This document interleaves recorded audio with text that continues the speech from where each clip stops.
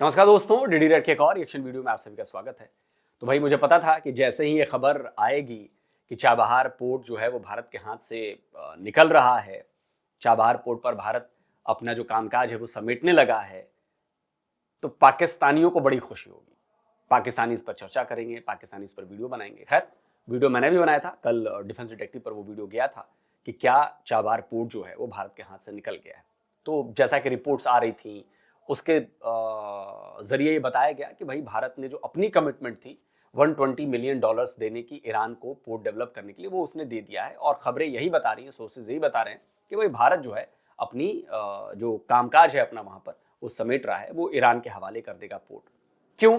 क्योंकि यूएस ने कहा है कि भाई जो भी ईरान से कारोबार कर रहा है उस पर 25% और टैरिफ लगाएंगे। तो ऑलरेडी भारत पर 50% टैरिफ लगा हुआ है। उस पर गृह मंत्रालय की तरफ से, भारत के गृह मंत्रालय की तरफ से भी उस पर बयान आया है। उनसे सवाल पूछा गया, जो प्रेस ब्रीफिंग चल रही थी, जो हमारे एमईए के स्पोक पर्सन है रणधीर जायसवाल, उनसे पूछा गया कि भाई ऐसी खबरें आ रही हैं, ऐसे सोर्सेज बता रहे हैं कि ऐसा ऐसा हुआ है। तो उन्होंने क्लियरली तो कुछ नहीं कहा, लेकिन हाँ ये जरूर साफ किया। देखिए, द हिंदू में ये खबर है कि talks on Chabahar will continue with US and Iran. इसका मतलब ये हुआ कि भाई बातचीत जारी है। तो मैं आपको बता दूं कि वेवर मिला हुआ था ईरान के चाबहार पोर्ट को लिए भारत को, जो अप्रैल में वो खत्म हो रहा है, इस साल अप्रैल में, यानी कि अभी फरवरी मार्च अप्रैल, अभी 3 महीने बाकी है जनवरी खत्म होने के बाद। लेकिन रिपोर्ट्स आ रही थी कि नहीं, अब भारत ने मन बना लिया है, वो जिस पर मैंने वीडियो बनाया भी था, क्योंकि रिपोर्ट्स आ रही थी और यही कहा जा रहा था। तो स्पेकुलेशन करते हुए हमने ये रिपोर्ट बनाई थी। लेकिन एमईए ने क्लियर किया कि नहीं, ऐसा नहीं है कि हमने छोड़ दिया है, हाँ बातचीत जारी है। क्या कहा एग्जैक्ट मैं आपको बताता हूं।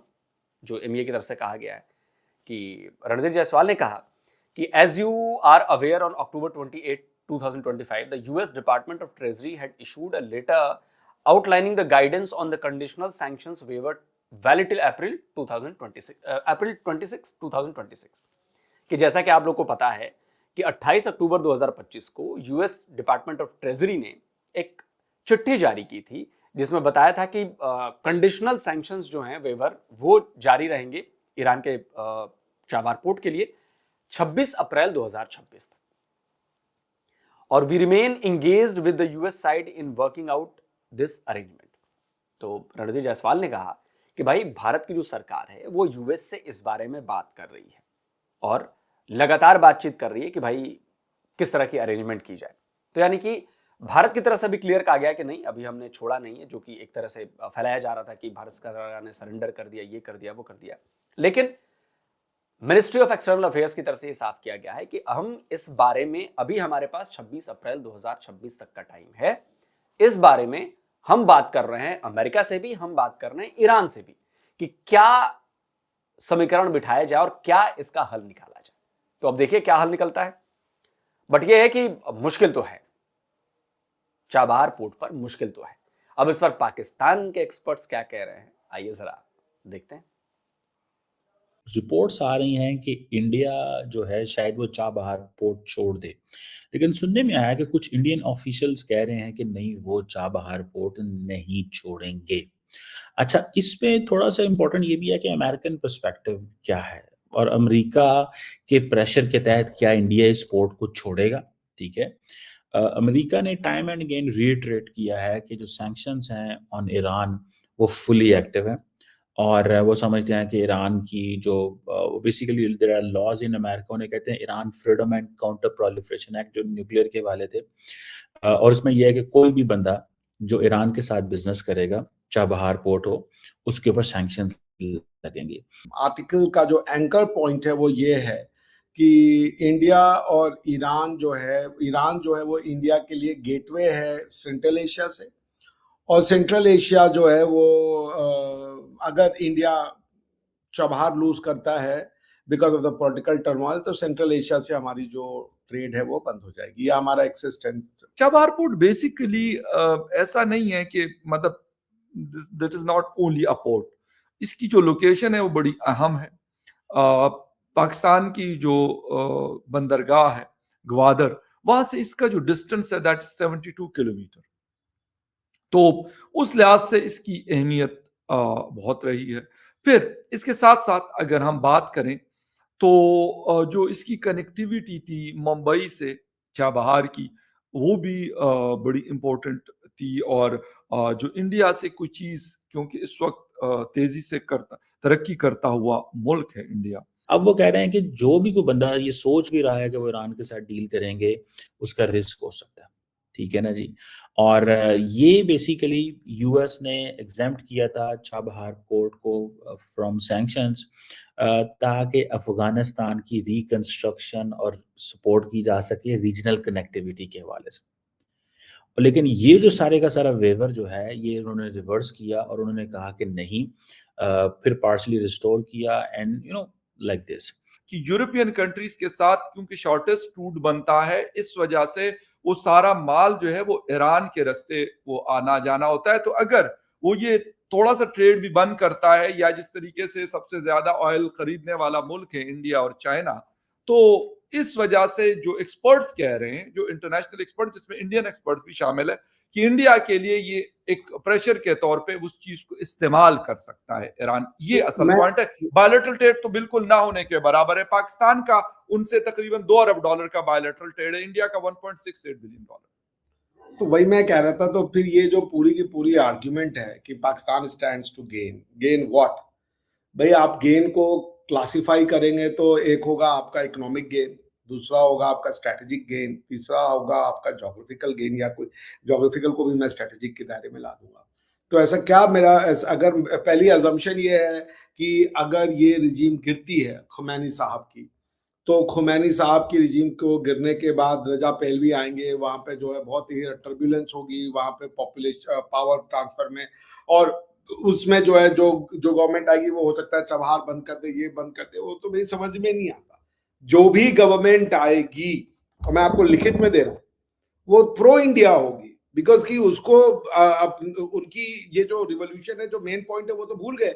ये रिवोल्यूशन किस चीज के अगेंस्ट में है? ये रिवोल्यूशन है इस्लामिक एक्सट्रीमिज्म के अगेंस्ट में है।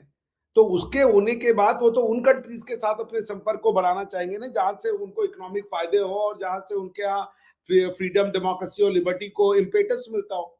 इससे पहले इंडिया और ईरान के दरमियान 2019 के आसपास यानी तकरीबन 17-18 अरब डॉलर का जो बायलैटरल ट्रेड है वो होता रहा। लेकिन अब वो जो वॉल्यूम है उस ट्रेड का, वो कम होकर तकरीबन 1.6 या 1.7 बिलियन डॉलर जो है, यानी $2 अरब से भी कम पर आ चुका है। अच्छा, अब इंडिया को प्रॉब्लम ये है कि एक तरफ इंडियंस अगर रशिया से काम कर रहे हैं, सैंक्शंस आ रही हैं। भाई आ रही हैं ना, मतलब वो तो वो बता रहे हैं कि आप अगर रशिया के साथ काम करेंगे तो देयर आर सैंक्शंस, आप अगर ईरान के साथ काम करेंगे तो देयर आर सैंक्शंस। अब यहाँ पे मोदी साहब जो हैं और उनकी जो फॉरेन पॉलिसी है, ये उसका बहुत बड़ा टेस्ट है कि वो किस तरह इन चीज़ों को बैलेंस करेंगे। How will he balance all that? वो कैसे इसको बैलेंस। देखिए, भारत तो हमेशा से टेस्ट देता आया है। जब हमने पहली बार परमाणु परीक्षण किया था तब हमारे ऊपर सैंक्शंस लगे थे, और भी कई सैंक्शंस लगे हैं, अभी भी लगे हुए हैं 50% के सैंक्शंस, 25% और लगा देंगे। लेकिन इसकी एक लाइन तय होगी ना कि इस लाइन से आगे आपको बढ़ने नहीं दिया जाएगा। अमेरिका, चलो अगर ये ठान लिया अमेरिका ने कि बिल्कुल भारत के खिलाफ ये करना है, तो ठीक है भाई, करो फिर। इस दुनिया में सिर्फ एक अमेरिका देश नहीं है ना बिजनेस करने के लिए।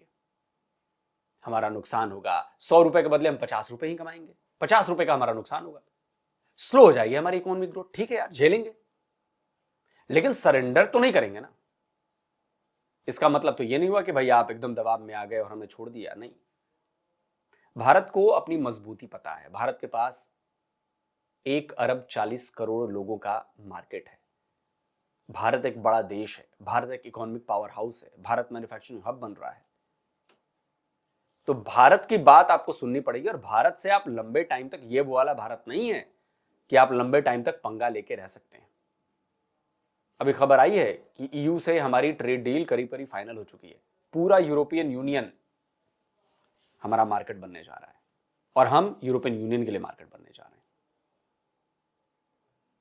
तो गेम खेलना सिर्फ ट्रंप को तो नहीं आता ना, गेम खेलना हमें भी आता है।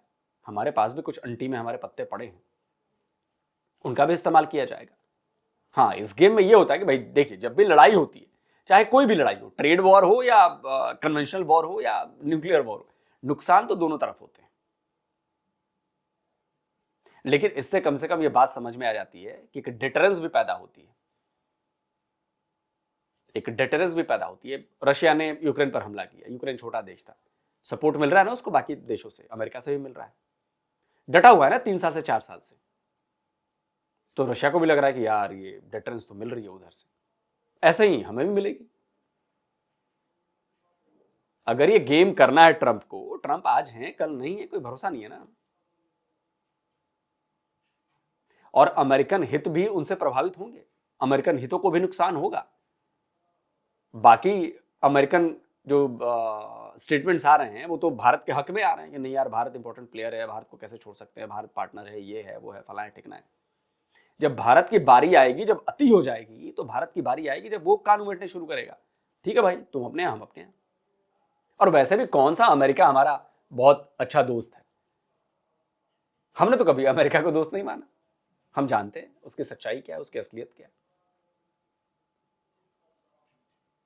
ठीक है, नुकसान होगा, सब कुछ होगा, लेकिन आप हमारी बढ़ती ताकत को, बढ़ती इकोनॉमी को रोक नहीं पाओगे ज्यादा टाइम तक।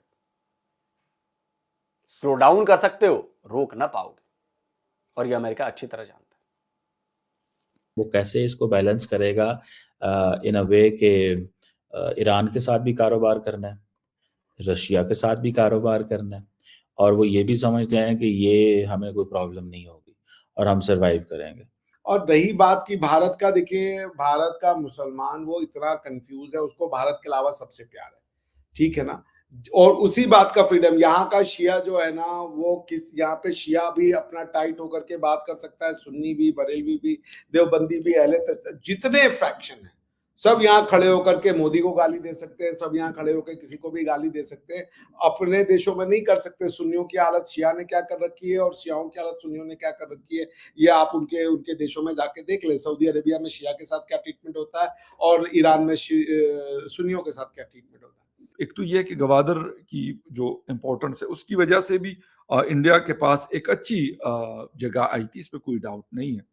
और दूसरी चीज ये थी कि उनका जो क्योंकि एक्सपोर्ट बेस काफी बड़ा है और उसको वो हर गुजरते दिन के साथ उसको मजीद वो बढ़ाना चाह रहे हैं। वो चाहते हैं कि वो 1 ट्रिलियन या फिर इससे ऊपर अपनी एक्सपोर्ट्स को $1 ट्रिलियन से ऊपर लेके चले जाएं, और उसके लिए सेंट्रल एशियन कंट्रीज की भी अहमियत है। अफगानिस्तान के साथ उनकी जो कनेक्टिविटी है वो भी बहुत अहम है, और उसका जो रास्ता है वो बंदर अब्बास और ये वाला ही रूट है जिसके जरिए जो इंडिया की एक्सेस है अफगानिस्तान तक इसी जरिए होती रही है, और आइंदा भी अगर होगी तो वो इसी थ्रू हो सकती है, क्योंकि पाकिस्तान के साथ तो फिलहाल मामलात ऐसे नहीं है। अफगानिस्तान के ताल्लुकात भी काफ़ी ख़राब हैं और हिंदुस्तान के ताल्लुकात भी काफ़ी ख़राब हैं। अफगानिस्तान इज अ प्लेस जिसने सबके लिए, हमारी भी कोई एक्सेस नहीं है सेंट्रल एशिया में और उनके भी कोई एक्सेस नहीं है सेंट्रल एशिया में। दूसरी बात यह है कि वो इंडिया समझता था कि हमें काउंटर करना चाहिए सी पैक को, हमें काउंटर करना चाहिए ग्वादर पोर्ट को। ग्वादर जो है वो 170 किलोमीटर दूर है चाबहार से, जस्ट 170 किलोमीटर। और उनको ये था कि हम चाइना और पाकिस्तान को टफ टाइम दें, इससे जरा थोड़ा सा बाहर रखेंगे हम पाकिस्तान को, ये ना वो चीजें होंगी। तो as long as China Pakistan का ग्वादर पोर्ट ना चले, it's good, but America will not allow. India Pakistan के फेवर में, वो पाकिस्तान के फेवर में कुछ होने का, ना पाकिस्तान की बाइंग कैपेसिटी है, ना पाकिस्तान की कोई लॉन्ग टर्म गोल है। वो यही है कि जी कनेक्टिविटी। अरे भाई, आपको कनेक्टिविटी सेंट्रल एशिया में कोई इकोनॉमी के लिए नहीं चाहिए। हम अफगानिस्तान की हेल्प के लिए कनेक्टिविटी मोस्टली ढूंढते हैं, क्योंकि अगर हमें अपने अफगानी भाई बहनों की हेल्प करनी है तो वी नीड एन एक्सेस। वो नहीं मिलता तो हम चबहार को यूज करते हैं। वो तो हमारे लिए एक इकोनॉमिकली एक तरीके से बर्डन है, लेकिन फिर भी हम यूज करते हैं। हमने ईरान के साथ तब तक तेल खरीदा जब तक कि अमेरिका एकदम हमारे पीछे नहीं पड़ गया था। सो पॉइंट ये कि हम ईरान की जनता के साथ हैं और ईरान की जनता के साथ हमारा सपोर्ट रहेगा। जो भी डेमोक्रेसी, फ्रीडम, सेक्युलरिज्म और जिसे कह लीजिए इमेंसिपेशन की बात करेगा, भारत उसके साथ है। दोनों मतलब चीन और इंडिया ने रशिया से भी और ईरान से भी सबसे बड़े इनके पार्टनर ये लोग रहे हैं, और एक बड़ी मतलब जिसे कहते हैं क्वांटिटी में ये ऑयल जो है, क्रूड ऑयल ये खरीदते रहें, और उससे यकीनी तौर पर इनकी इकोनॉमीज को फायदा भी हुआ होगा, क्योंकि एक तो कम रेट पे रशिया भी ऑफर कर रहा था और ईरान का तेल तो कोई खरीद नहीं सकता था, तो लाजमी सी बात है कि उसमें फिर उसका रेट और भी कम होगा। और शायद ये भी एक है कि चाइनीज युआन में उसको सेल करते थे, तो शायद ये भी पॉसिबिलिटी है कि इंडिया के साथ उन्होंने इंडियन रुपए में ही डील की हो, या बार्टर सिस्टम में, जैसे उनको इंडिया ने अपनी चीजें बाहर बेचनी है और उनको उसके उसमें बदले में एनर्जी चाहिए, ऑयल एंड गैस चाहिए, तो वो ईरान ने प्रोवाइड किया होगा। तो गो कि उससे इंडियन इकोनॉमी को बड़ा फायदा हुआ है। दूसरा उन्होंने कहा जी हम तो अफगानिस्तान को स्टेबलाइज कर रहे हैं। बेसिकली इंडियंस अमेरिका को ये एक चूरन दे रहे थे कि यार हम तो इनको स्टेबलाइज करेंगे अफगानिस्तान को, जैसे आप स्टेबलाइज करना चाहते हो ना, हम भी स्टेबलाइज करना चाहते हैं। देखें हम कितने अच्छे हैं, हमें अफगानिस्तान की बड़ी फिक्र है। तो बिल्कुल फिक्र है ना, हम अफगानिस्तान में इन्वेस्ट कर रहे हैं, हम अफगानिस्तान में चीजें बना रहे हैं, हम डैम बना रहे हैं। आप कह दीजिए कि झूठ है। और अफगानिस्तान को क्या चाहिए यार, अफगानिस्तान अपना काम कर रहा है। अब देखिए लेटेस्ट वीडियो आई है ना कि अफगानिस्तान के जो अनार हैं, बड़े फेमस अनार होते हैं अफगानिस्तान में, वो जर्मनी की मार्केट में पहुंच रहे हैं। लगाइए भाई, क्लिप लगाइए। انار از قندار آمده. چی یک اناره؟ سعی کنین اناره که خوش کنده. سعی کنین نام خدا. این وطندارا انار تا کردیم از موتر تیلری. سعی کنین انار ما براتون برش میتم. سعی کنین که چی یک انار است، انار قندار. فکر میکنید در خود قندار هستی و سعی کنین امیال چیغ زده رئیس که مرا بخو. این امیال چیغ زده رئیس. سعی کن اناره. انار سعی کن وطندار. نام خدا. سعی کن اناره که خوشت بیایم. انار قندار آورده. تجار کشور ما عزیزان نازنین، چرا میوه وطن خود در هر کشور که هستیم نخوریم؟ چرا نوشجان نکنیم؟ اینمی از وطن خود ماست، وطن خود ما، دیقان خود ما حمایت میشه. سعی کنین انار وطن دار بگی آجی، سعی کنین انار بگی که امروز روز انار خوری است. وطن دار سعی کنین انار که خوشتان به लेकिन पाकिस्तान के साथ क्या हो रहा है? पाकिस्तान के किसान तो मर रहे हैं, बॉर्डर बंद है, वो भेज नहीं पा रहे हैं। और अमेरिका क्या कर रहा है पाकिस्तान के साथ? अमेरिका क्या कर रहा है पाकिस्तान के साथ? बकौल हामिद मीर, अमेरिका ने टिश्यू पेपर की तरह पाकिस्तान का इस्तेमाल किया और फेंक दिया। लगाइए भाई, क्लिप लगाइए। आपको याद होगा कि 2025 में पाकिस्तान ने अमेरिका के सदर डोनाल्ड ट्रंप को 2 दफा नोबेल पीस प्राइज के लिए नॉमिनेट किया। एक मरतबा तो जो मई 2025 में पाक भारत जंग थी उसमें सीज फायर करवाने के बाद उनको नॉमिनेट किया था, और फिर दूसरी मरतबा शर्मुल शेख में जब गजा में सीज फायर का ऐलान किया गया था, तो उसके बाद भी पाकिस्तान के वजीर आज़म शहबाज शरीफ ने उनको नोबेल पीस प्राइज के लिए नॉमिनेट किया। यकीनन उनके दौर में पाकिस्तान और अमेरिका के ताल्लुकात में बड़ी बेहतरी आई है, लेकिन अब कुछ ऐसी डेवलपमेंट्स हो रही हैं कि जिसकी वजह से बहुत से सवालात उठाए जा रहे हैं। ख़ास तौर पे जो अमेरिका की तरफ से जिन ममालिक को इमिग्रेंट वीज़ा प्रोसेस के में से निकाल दिया गया है उसमें पाकिस्तान भी शामिल हो गया है। 175 ममालिक हैं, उसमें इंडिया शामिल नहीं है लेकिन पाकिस्तान उसमें शामिल है। तो किधर गई जनाब वो हमारी नॉमिनेशन जो हमने ट्रंप को नोबेल पीस प्राइज के लिए नॉमिनेट किया था? तो उसके बाद ट्रंप साहब जो हैं वो क्या कर रहे हैं पाकिस्तान के साथ? तो कहने का मतलब ये है कि चालें हर तरफ से चली जा रही हैं। नतीजा क्या होगा ये तो बहुत बाद में पता चलेगा, क्योंकि कई बार ऐसा होता है ना कि चाल चलने पर फौरन नतीजा नहीं दिखता है, उसका असर बाद में होता है, नतीजा भी बाद में आता है। Let's see. तो अमेरिकन को भी इस चीज का पता है, सारी दुनिया को पता है, बट द प्रॉब्लम इसकी ये चाबहार के ऊपर इन्होंने यूएस सैंक्शंस वेवर 2018 में लिया था और उन्होंने खत्म कर दिया।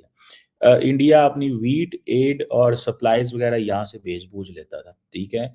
दूसरा ये है कि इंडिया को लॉन्ग टर्म ये एडवांटेज है कि यहाँ से जितनी ईरान की एनर्जी हासिल कर सकता है, पेट्रोकेमिकल्स, रीजनल ट्रेड, ये वो सारी, मतलब अभी तो नहीं लेकिन एक वक्त था कि इंडिया अपना 10% जो ऑयल था ईरान से मंगवाता था। लेकिन खैर ईरान के साथ तो पाकिस्तान भी अभी तक यही कह रहा है कि हम ईरान के साथ हैं, और अमेरिका को यही कहा जा रहा है कि के साथ हूं, ईरान की सरकार के साथ नहीं हूं मैं। I am with the people of Iran. आप ईरान की सरकार के साथ हैं, you are anti people of Iran, आप पीपल ऑफ ईरान के साथ ये आप कैसे कह सकते हैं कि हम वहां की सरकार के साथ हैं और वहां के लोगों के साथ नहीं है? क्योंकि पाकिस्तान भी यही चाहता है, अभी तक जो कहा जा रहा है वो यही पाकिस्तान कि वहां जो डेमोक्रेसी चाहेगा आरजू जी, आप तो अल्लाह से क्यों नहीं चाहेगा? क्यों? अगर आपको नहीं लगता कि हम लोग अफगानिस्तान में भी चाहते हैं कि एक तरह की आजादी हो, और ईरान में भी हम यही चाहते हैं कि एक तरह से लोगों को, खासतौर पे फीमेल्स को, अपनी मर्जी से जीने दिया जाए? अभी तक मुझे कहीं से ये खबर नहीं मिली कि ईरान ने कहा हो कि आप ये हमें हैंड ओवर कर दे, बल्कि यही खबरें आ रही कि इंडिया ने खुद इसको मतलब जिसे कहते हैं कि खामोशी के साथ इस पोर्ट के जो ऑपरेशंस हैं उससे वो पीछे हटाया और उसको छोड़ा है। लेकिन इंडियन जो ट्रेड रूट्स हैं उसके हवाले से या इंडिया की जो एक्सपोर्ट्स हैं उसके ऊपर इसका जो इम्पैक्ट होगा वो भी मेरे ख्याल से में भी अभी ना नजर आए, लेकिन आइंदा कुछ टाइम में इसका एक इम्पैक्ट जरूर नजर आएगा।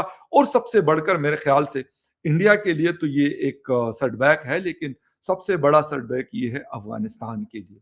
तो ईरान समझता है कि जी हमें बलूचिस्तान के साथ वहाँ पे ईरानी करेंसी चलती है, पाकिस्तानी करेंसी ईरान में चलती है, जैसे अफगानिस्तान के अंदर पाकिस्तानी करेंसी चलती थी, लाइक इस तरह। तो डॉलर शॉलर ये वो, तो ये एक हाई स्ट्रेटेजिक वैल्यू प्रोजेक्ट है उनके लिए। लेकिन ये आप समझ लें, if they lose Chabahar, they lose part of their autonomy. Will see Cheema ji कि कौन लूज करता है चाबहार को। मुझे नहीं लगता कि चाबहार को हम लोग लूज करेंगे। फॉर द टाइम बिंग हो सकता है कि हमारे ऑपरेशंस हॉल्ट हो जाएं, लेकिन वो हमारे ही पास रहेगा मामला, आप देखिएगा। दूसरा ये कि ये टाइमिंग बड़ी जबरदस्त है। क्या हम 100-200 मिलियन डॉलर्स के लिए अमेरिका के साथ होने वाली करीब 150 से 200 बिलियन डॉलर की डील जो है वो हम मतलब बिलियन डॉलर्स हम दांव पर लगा दें? क्या ये बुद्धिमानी कही जाएगी? अगर 100 बिलियन डॉलर से ज्यादा की ट्रेड हमारी अमेरिका के साथ हो रही है और वो दांव पर लग जाए 100-200 मिलियन डॉलर के लिए, तो ये तो बुद्धिमानी नहीं होगी ना। क्योंकि आफ्टर ऑल हमें अपने देश के हित में फैसला करना है। हम ठीक है ईरान के शुभचिंतक है, सब कुछ है, लेकिन हम अपने देश को दांव पर नहीं लगा सकते ना। चाबहार हो सकता है साल भर के लिए हमारे हाथ से निकल जाए, फिर साल भर बाद फिर वापस आ जाएगा, डोंट वरी। अगर आप लोगों को यह लगता है कि हमें एज मिल गई, पाकिस्तान को एज मिल गई, पाकिस्तान को बहुत कुछ हो गया, साल भर बाद बात कर लेंगे इस पर। क्या एज मिली, पाकिस्तान को कितना इकोनॉमिक फायदा हुआ, स्ट्रेटेजिक रूप से पाकिस्तान को क्या फायदा हुआ। अफगानिस्तान में भी तो पाकिस्तान ने कहा था कि हमें एज मिल गई जी, हमने भारत को उखाड़ फेंका। कहा था कि नहीं कहा था? और मैं फिर कह रहा हूं, इंतजार करिए ईरान की तरफ से खबर का। दोस्तों आप क्या कहते हैं? कमेंट करके अपनी राय दीजिए। जल्दी मिलता हूं एक और नए वीडियो के साथ। नमस्कार, जय हिंद।